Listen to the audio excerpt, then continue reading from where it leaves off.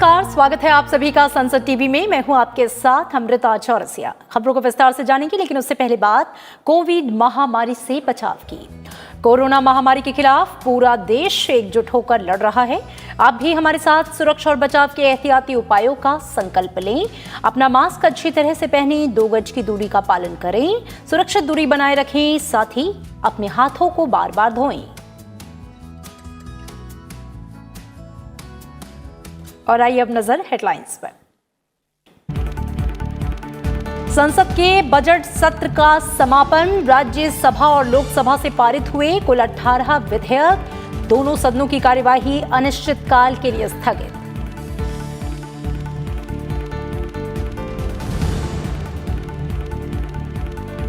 Budget सत्र में करीब 90% रही राज्यसभा में कामकाज की उत्पादकता। सभापति एम वेंकैया नायडू ने पेश किया लेखा जोखा।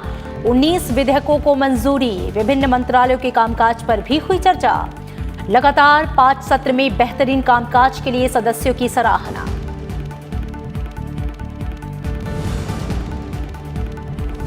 लोकसभा में बजट सत्र के दौरान रिकॉर्ड स्तर पर हुआ कामकाज। 114% रही उत्पादकता। 18 विधेयकों को मंजूरी के अलावा सदन में उठाए गए 500 से अधिक लोक महत्व के विषय। महिला सशक्तिकरण के विषय पर भी हुई अल्पकालिक चर्चा।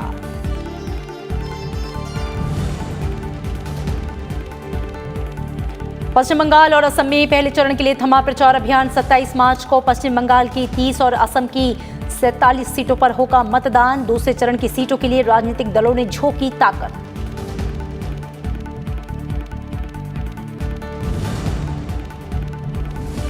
प्रधानमंत्री नरेंद्र मोदी बांग्लादेश के 2 दिवसीय दौरे पर कल होंगे रवाना। बंगबंधु शेख मुजीबुर रहमान के जन्म शताब्दी समारोह में होंगे शामिल।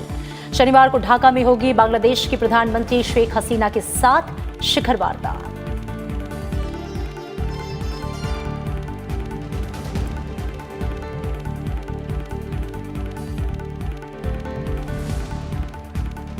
संसद का बजट सत्र आज पूरा हो गया। राज्यसभा और लोकसभा दोनों सदनों को अनिश्चितकाल के लिए स्थगित कर दिया गया। राज्यसभा के 253वें सत्र के पूरा होने से पहले सभापति एम वेंकैया नायडू ने सत्र के दौरान हुए कामकाज की जानकारी दी। उन्होंने कहा कि बजट सत्र के दोनों चरण को मिलाकर सदन की उत्पादकता 90% रही।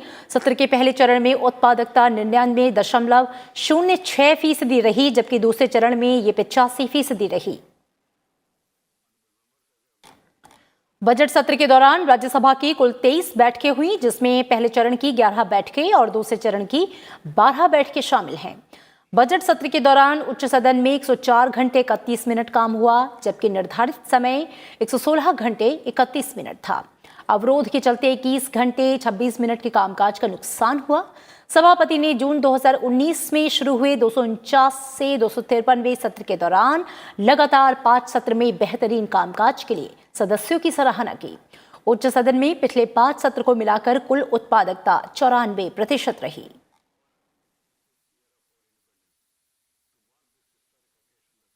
I am happy to inform you that high productivity witnessed during the last 4 sessions since June 2019, 249th, 250, 251st and 252nd sessions have continued in this session as well.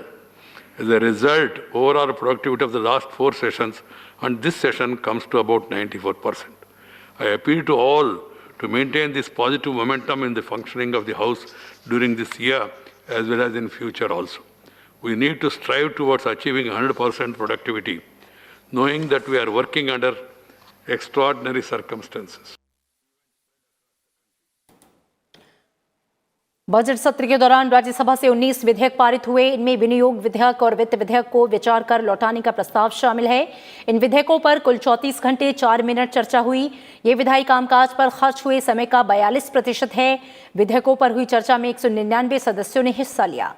सदन में 3 मंत्रालय जल शक्ति, रेलवे और पर्यटन मंत्रालय के कामकाज पर भी 11 घंटे 13 मिनट की चर्चा हुई।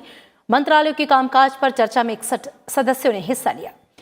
बजट सत्र के दौरान राज्यसभा में जनहित से जुड़े 273 मुद्दे उठाए गए। इनमें 193 मुद्दे शून्यकाल और 110 मुद्दे विशेष उल्लेख के तहत उठाए गए। सत्र के दौरान कुल 113 तारांकित सवालों के मौखिक जवाब दिए गए। उत्तराखंड में चमोली आपदा, पूर्वी लद्दाख में मौजूदा स्थिति, भारत के मैत्री वैक्सीन अभियान और वाहन स्क्रैपिंग नीति पर संबंधित मंत्रियों ने बयान दिए। बजट सत्र के पहले और दूसरे चरण के बीच के अवकाश में राज्यसभा से जुड़ी 8 संसदीय स्थायी समितियों ने अलग अलग विभागों और मंत्रालयों की अनुदान मांगों की पड़ताल की और इस संबंध में 28 रिपोर्ट जमा की। ई नोटिस के जरिए सदस्यों की ओर से 9,862 नोटिस मिले। सभापति एम वेंकैया नायडू ने कोविड महामारी के दौरान सदन को सफलतापूर्वक चलाने में मदद और कोविड संबंधी नियमों के पालन के लिए सदस्यों का धन्यवाद किया। सभापति ने एक बार फिर कोविड-19 के बढ़ते मामलों पर चिंता जताते हुए सदस्यों और देश की जनता से संबंधित दिशा निर्देशों का पालन करने का अनुरोध किया। साथ ही उन्होंने पात्र लोगों से टीका लगवाने का भी आग्रह किया।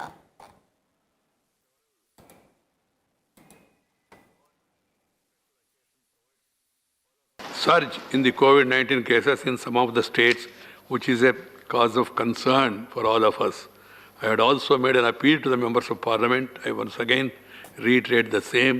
Please guide the people to follow the guidelines issued by the central and state governments for containing the spread of virus. As people's representatives, members of parliament are expected to be available for consultation and guidance required by the people in the states and the constituencies.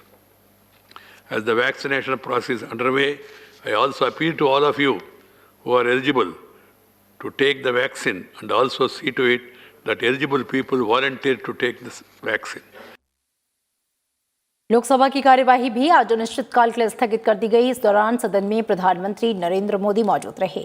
पीठासीन अधिकारी भृतहरि मेहताब ने आज सत्र के आखिरी दिन आवश्यक दस्तावेज सदन के पटल पर रखवाए और इसके बाद से मौजूदा सत्र में लोकसभा में हुए कामकाज की जानकारी दी। उन्होंने बताया कि लोकसभा अध्यक्ष ओम बिरला के निर्देशानुसार और सदन के सदस्यों के सहयोग से 17वीं लोकसभा के अन्य सत्रों की तरह ही बजट सत्र में भी रिकॉर्ड कामकाज हुआ। सदन की उत्पादकता 114% रही। सत्र के दौरान सभा की 24 बैठकें हुई जो कि कुल 132 घंटे चली। भृतहरि मेहताब ने बताया कि इस बजट सत्र में विभिन्न महत्वपूर्ण विषयों पर चर्चा करने के लिए सभा 48 घंटे और 23 मिनट देर तक बैठी। इस सत्र में 17 सरकारी विधेयक नए पेश किए गए और कुल 18 विधेयक पारित किए गए। की योजना बनाई हुई है पेपर पर और कल परसों ही Item number 6A, Secretary General. 32 hours approximately. Honorable President addressed the members of both the houses assembled together on 29th January 2021. The discussion on motion of thanks on the President's address lasted for 16 hours 58 minutes. And as many as 149 members took part in the discussion. Honorable Prime Minister replied to the debate. The House adopted the motion unanimously. The Union Budget was presented by the Minister of Finance on 1st February 2021. The general discussion on Union Budget lasted for 14 hours 42 minutes. As many as 146 members took part in the debate and Minister of Finance replied to the discussion. The demand for grants 2021-2022 under the control of the Ministries of Railways, Education, Health and Family Welfare were discussed. A total time of 21 hours and 43 minutes was spent on debates. The discussion were concluded with the replies of concerned ministers. सदन में विभिन्न मंत्रालयों की इस वर्ष के लिए अनुदान की अनुपूरक मांगों और आगामी वित्त वर्ष के लिए अनुदान की मांगों को भी मंजूरी दी गई। सदस्यों ने 500 से अधिक लोक महत्व के विषय उठाए और नियम 377 के तहत 392 विषय उठाए। सदन में महिला सशक्तिकरण पर अल्पकालिक चर्चा हुई। इसके अलावा मौजूदा सत्र में सरकार के मंत्रियों ने स्वतः संज्ञान लेते हुए 4 विषयों पर बयान दिए और 3,591 दस्तावेज पेश किए गए। गैर सरकारी कामकाज के तहत बीएसपी सांसद रितेश पांडे की तरफ से आंगनबाड़ी कार्यकर्ताओं के विषय पर पेश निजी संकल्प पर इस सत्र में आगे की चर्चा हुई जो कि अधूरी रही। सत्र के समापन पर सदन में वंदे मातरम की धुन बजाई गई और बैठक को अनिश्चितकाल के लिए स्थगित कर दिया गया।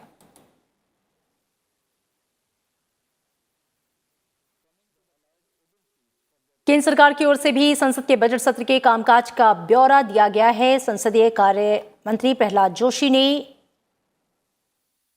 बताया कि बजट सत्र के दौरान कुल 20 नए विधेयक पेश किए गए जिनमें 17 लोकसभा में और 3 राज्यसभा में पेश किए गए। बजट सत्र के दौरान संसद के दोनों सदनों से पारित किए गए विधेयकों की कुल संख्या 18 है। 29 जनवरी से शुरू हुए बजट सत्र के पहले चरण में राज्यसभा की कार्यवाही 12 फरवरी तक और लोकसभा की कार्यवाही 13 फरवरी तक चली। बजट सत्र का दूसरा चरण 8 मार्च को शुरू हुआ था और इसे 8 अप्रैल को समाप्त होना था। संसदीय कार्य मंत्री प्रहलाद जोशी ने बताया कि सभी राजनीतिक दलों की मंशा के मुताबिक बजट सत्र को समय से पहले स्थगित कर दिया गया। 24 sittings of the Lok Sabha and 23 sittings of the Rajya Sabha are held. Total 20 bills we have introduced, 17 in Lok Sabha, 3 in Rajya Sabha. Put together 18 bills from both the houses have been passed. Many of the important bills we have passed. Apart from financial business, the Mines and Mineral Development Regulation Amendment Bill.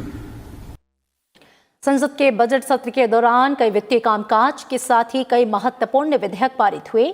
विनियोग विधेयक और वित्त विधेयक के अलावा आइए एक नजर डालते हैं उन महत्वपूर्ण विधेयकों पर। खान और खनिज विकास और विनियमन संशोधन विधेयक, बीमा संशोधन विधेयक 2021, मध्यस्थम और सुलह संशोधन विधेयक, राष्ट्रीय अवसंरचना और विकास, वित्त पोषण बैंक विधेयक, दिल्ली राष्ट्रीय राजधानी राज्य क्षेत्र शासन संशोधन विधेयक, नौचालन के लिए सामुद्रिक सहायता विधेयक, गर्भ का चिकित्सीय समापन संशोधन विधेयक, राष्ट्रीय सहबद्ध और स्वास्थ्य सेवा वृत्ति आयोग विधेयक।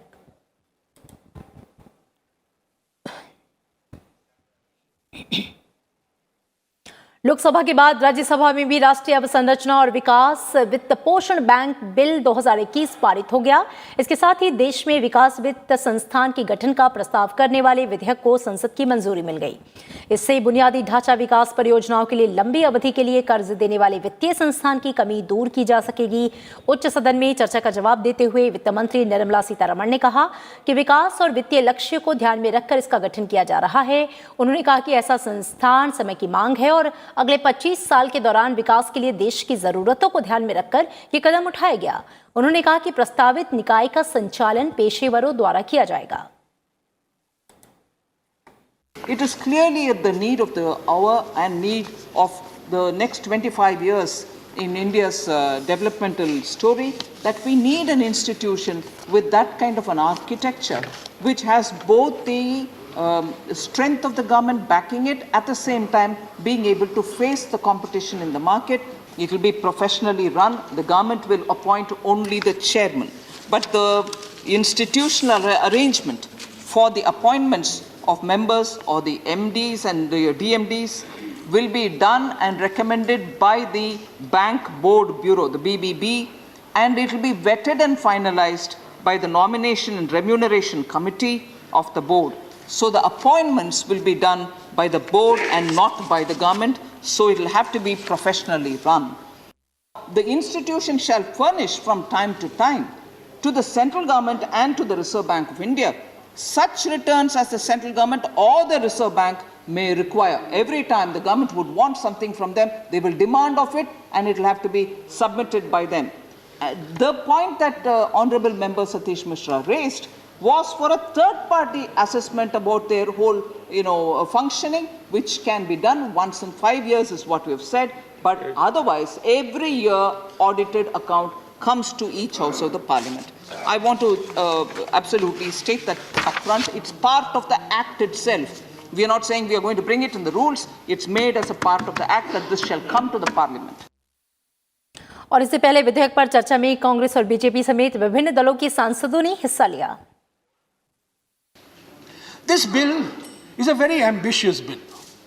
The finance minister in her speech has already outlined what this organization will do. She has provided 20,000 crores in this budget, and she is hoping that in 5 years from now, the loan portfolio will be 5 lakh crores. The initial paid-up capital of this company is going to be 1 lakh crores, and the government shall, not may, shall hold a minimum of 26%. This is a government company. A separate financial dedicated institution is required to propel the economy, and today I'm sure the financial market will be extremely happy, and especially when they see the bill which embodies all the relevant aspects of financial development, financial institution which should be having to ensure that it plays a very important and pivotal role in developing and financing the infrastructure space. Sir, this DFI NABID is expected to create a lending portfolio of at least $5 trillion. 5 trillion rupees, 5 trillion rupees in about 3 years.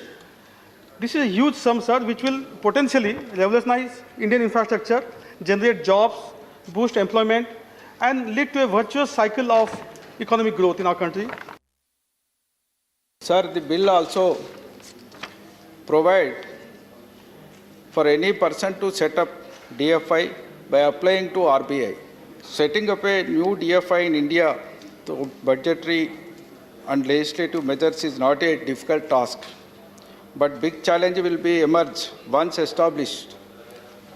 It should ensure that it will be well capitalized and well managed and remain committed to its distinct goal and core values, sir. I would like to know from the Honorable Minister whether DFI covers 1. Social infrastructure such as education, healthcare, water supply, urban infrastructure, green infrastructure, and digital infrastructure such as automation technologies, artificial intelligence, 5G, blockchain technologies, etc. Or does it focus only on conventional sectors like power, roads, telecom, etc.? आपने budget में भी कहा था कि 7,000 projects have been identified under the national infrastructure pipeline. मैं माननीय वित्त मंत्री साहिबा से जानना चाहूँगा कि इसमें से बिहार के हिस्से में कितना है। सन 47 के बाद से बिहार को उसका हिस्सा, उसका हक नहीं मिला है। बहुत बड़ी बड़ी बातें हुई, लेकिन बिहार सर, और मैं फिर दोहराता हूं कि बिहार के विकास की भूख को इस पाइपलाइन में कुछ प्रोजेक्ट्स लीजिए इंफ्रास्ट्रक्चर में और उस भूख को खत्म करिए। राज्यसभा से सेवानिवृत्त हो रहे केरल के 3 सदस्यों को आज उच्च सदन में विदाई दी गई। कांग्रेस सांसद वायलार रवि, भारतीय कम्युनिस्ट पार्टी, मार्क्सवादी CPIM के नेता के रागेश और इंडियन मुस्लिम लीग IUML के अब्दुल वहाब का कार्यकाल अगले महीने 21 अप्रैल को पूरा हो रहा है। सभापति M वेंकैया नायडू ने सेवानिवृत्त हो रहे सदस्यों के योगदान और जनहित में किए गए कार्यों का उल्लेख किया। सभापति ने सेवानिवृत्त हो रहे सदस्यों की अच्छी सेहत और सुनहरे भविष्य की कामना की। We leaving the house, but their contribution will leave an indelible mark on this august institution, which the members as well as the newly elected members will continue to cherish and benefit from them. I place on record my heartfelt appreciation for the valuable contribution and service rendered by them to this august institution and to the society at large.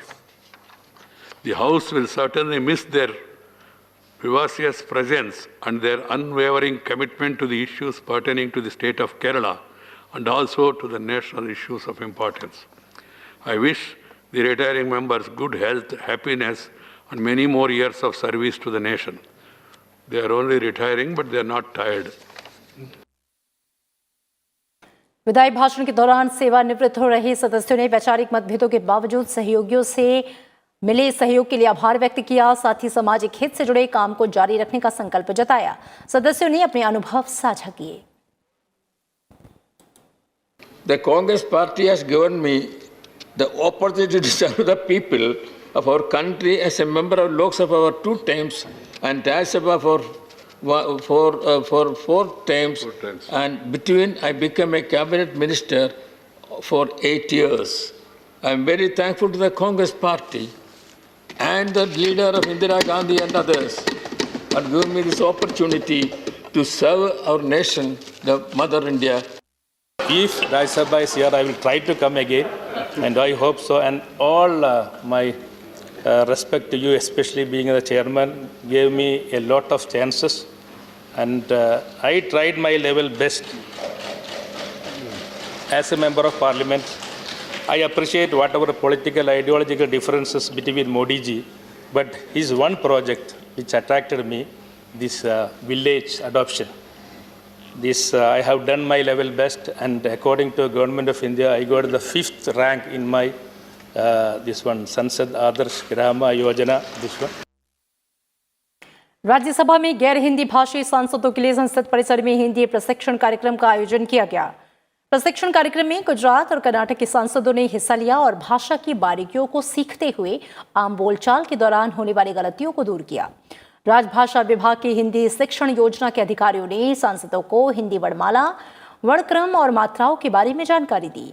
Hindi भाषा को लोकप्रिय बनाने और भाषा से जुड़ी त्रुटियों को दूर करने के लिए गृह मंत्रालय का हिंदी शिक्षण योजना विभाग 1955 से काम कर रहा है।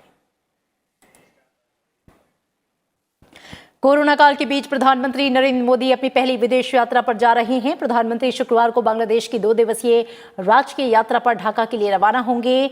2 दिनों की यात्रा के दौरान शनिवार को वे बांग्लादेश की प्रधानमंत्री शेख हसीना के साथ शिखर वार्ता में शामिल होंगे। उसके पहले शुक्रवार को बंगबंधु शेख मुजीबुर रहमान की जन्म शताब्दी पर आयोजित मुजीब बोर्ड शो कार्यक्रम में शिरकत करेंगे। प्रधानमंत्री नरेंद्र मोदी बांग्लादेश मुक्ति संग्राम, बांग्लादेश राष्ट्रीय दिवस और भारत बांग्लादेश राजनयिक संबंधों की स्वर्ण जयंती समारोह के मुख्य अतिथि होंगे। इस अवसर पर प्रधानमंत्री नरेंद्र मोदी का संबोधन होगा। प्रधानमंत्री नरेंद्र मोदी राष्ट्रीय शहीद स्मारक पर श्रद्धांजलि देंगे। बांग्लादेश के प्रधानमंत्री शेख हसीना के साथ प्रधानमंत्री नरेंद्र मोदी बंगबंधु बापू प्रदर्शनी का संयुक्त रूप से उद्घाटन करेंगे। प्रधानमंत्री नरेंद्र मोदी बांग्लादेश संसद में प्रमुख विपक्षी दल बांग्लादेश नेशनलिस्ट पार्टी और 14 पार्टियों के सत्ताधारी गठबंधन के प्रतिनिधियों सहित विभिन्न समुदाय के लोगों, युवा प्रतिनिधियों और मुक्ति योद्धाओं से मिलेंगे। विदेश सचिव हर्षवर्धन श्रृंगला ने कहा कि इस यात्रा के दौरान आपदा प्रबंधन, व्यापार, समुद्र विज्ञान क्षेत्र में अनेक समझौते किए जाएंगे। 1971 के समय का उत्साह बनाए रखने, संस्कृति, ऊर्जा और स्वास्थ्य के क्षेत्र में सहयोग के बारे में भी नई घोषणाएं होंगी और 3 MOU पर हस्ताक्षर होंगे। वे मोटुआ समुदाय के लोगों से भी अलग से मिलेंगे, जिनकी पश्चिम बंगाल में बड़ी जनसंख्या है। 27 मार्च को प्रधानमंत्री मोदी गोपालगंज में मतुआ समुदाय के धर्मगुरु हरिचंद ठाकुर की जन्मस्थली सतखरा और ओराकंडी में इस समुदाय के तीर्थ स्थल पर जाएंगे। साथ ही गोपालगंज जिले में टुंगीपारा में शेख मुजीबुर रहमान के जन्मस्थली बंगबंधु मकबरा जाएंगे।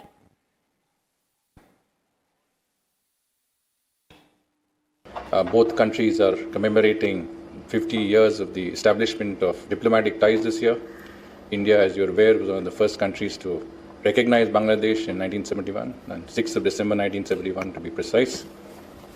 This is also the year of commemoration of the 100th birth anniversary of Sheikh Mujibur Rahman, the father of the Bangladesh nation, being celebrated throughout Bangladesh as Mujib Borsho. This is the first visit of the Prime Minister after the onset of the COVID pandemic. This highlights the significance that India attaches to its ties with Bangladesh. आज शाम प्रधानमंत्री नरेंद्र मोदी ने इस बारे में एक बयान जारी किया। अपने बयान में प्रधानमंत्री ने कहा, मुझे खुशी है कि कोविड-19 महामारी के शुरू होने के बाद मेरी पहली विदेश यात्रा एक पड़ोसी देश में हो रही है, जिसके साथ भारत के गहरे सांस्कृतिक, भाषाई और जनता के बीच संपर्क हैं। मैं बांग्लादेश के प्रधानमंत्री शेख हसीना के साथ बात करूंगा और राष्ट्रपति अब्दुल हमीद के साथ भी मैं मिलूंगा। मैं खास तौर पर मतुआ समुदाय के लोगों के साथ ओंकांडी में बातचीत को उत्सुक हूं, जहां से श्री हरिश्चंद्र ठाकुर जी ने अपना पवित्र संदेश दिया था। मैं आदिकालीन जशोरेश्वरी काली मंदिर जाकर प्रार्थना करूंगा, जो कि पुराण परंपरा के अनुसार 51 शक्तिपीठों में से एक है।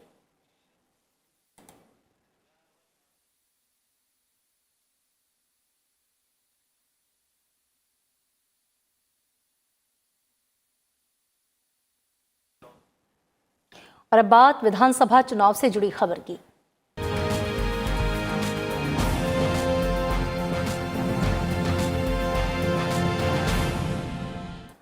पश्चिम बंगाल और असम में विधानसभा चुनाव के पहले चरण के तहत शनिवार को होने वाले मतदान के लिए प्रचार अभियान आज समाप्त हो गया। पहले चरण में 27 मार्च को पश्चिम बंगाल की 30 विधानसभा सीटों पर मतदान होगा और इसके लिए तैयारियां अंतिम दौर में हैं। राजनीतिक दलों के उम्मीदवार अब घर घर जाकर मतदाताओं से संपर्क कर रहे हैं। पश्चिम बंगाल में पहले चरण की 30 विधानसभा सीटों के लिए 191 उम्मीदवार चुनाव के मैदान में हैं। राज्य में 294 विधानसभा सीटों के लिए 8 चरणों में मतदान होना है और वोटों की गिनती 2 मई को होगी। इधर असम में भी पहले चरण के तहत 47 सीटों पर 27 मार्च को मतदान होगा और इन सीटों के लिए 23 महिलाओं सहित कुल 264 उम्मीदवार चुनाव मैदान में हैं। 81 लाख से अधिक मतदाता उम्मीदवारों की किस्मत का फैसला करेंगे। असम विधानसभा की 126 सीटों के लिए 3 चरणों में मतदान होना है। असम और पश्चिम बंगाल में दूसरे चरण का मतदान 1 अप्रैल को होगा। इस दिन असम की 39 विधानसभा सीटों और पश्चिम बंगाल की 30 विधानसभा सीटों के लिए वोट डाले जाएंगे। दोनों राज्यों में तीसरे चरण का मतदान 6 अप्रैल को होगा, जिससे असम की 40 और पश्चिम बंगाल की 31 विधानसभा सीटों के लिए वोट डाले जाएंगे।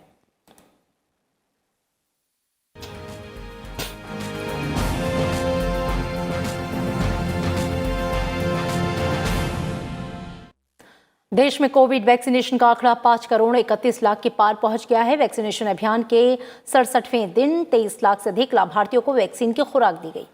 स्वास्थ्य मंत्रालय के मुताबिक अब तक 2 करोड़ 32 लाख से ज्यादा वरिष्ठ नागरिकों और 51 लाख 31 हजार से ज्यादा कोमोर्बिडिटी से ग्रस्त 45 साल से अधिक उम्र के लोगों को वैक्सीन लगाई गई। वहीं 79 लाख 80 हजार से ज्यादा स्वास्थ्य कर्मियों को वैक्सीन का पहली डोज और 50 लाख 61 हजार से ज्यादा स्वास्थ्य कर्मियों को वैक्सीन की दूसरी डोज दी गई, जबकि 84 लाख 78 हजार से ज्यादा फ्रंटलाइन वर्कर्स को पहली खुराक और 32 लाख 37 हजार से ज्यादा फ्रंटलाइन वर्कर्स को दूसरी खुराक दी गई। और इसी बीच देश में कोरोना के सक्रिय मामलों का आंकड़ा 3,95,000 तक पहुंच गया है, जो कि कुल मामलों का 3.35% है। बुधवार को सक्रिय मामलों में 26,735 की बढ़ोतरी हुई। स्वास्थ्य मंत्रालय के मुताबिक बुधवार को 53,476 नए मामले दर्ज किए गए। इनमें 80% मामले देश के 6 राज्यों महाराष्ट्र, पंजाब, केरल, कर्नाटक, छत्तीसगढ़ और गुजरात में दर्ज किए गए।